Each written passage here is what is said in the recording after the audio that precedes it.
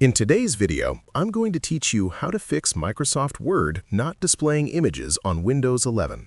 If you've ever opened a Word document and noticed that images or drawings are not appearing, it can be frustrating and disrupt your workflow.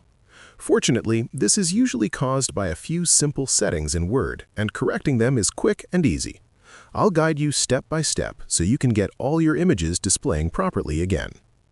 The first thing to check is whether Word is set to display drawings and text boxes on screen. Open your Word application, click on the File tab, and select Options from the left-hand panel. In the Word Options window, click Advanced on the left side. Scroll down to the Show Document Content section and make sure the box next to Show Drawings and Text Boxes on Screen is checked.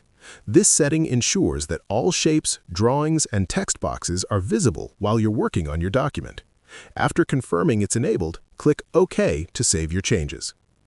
Another important setting is to enable printing of drawings created in Word. Go back to the File tab, select Options again, and this time click Display on the left panel. On the right side, find and check the box labeled Print Drawings Created in Word. This ensures that Word properly renders all images and drawings, not just on screen, but also when printing. Click OK to save this setting. Next, check the Draft Quality option. Click File, select Options, and then go to Advanced. Scroll down to the Print section and make sure the Use Draft Quality box is unchecked.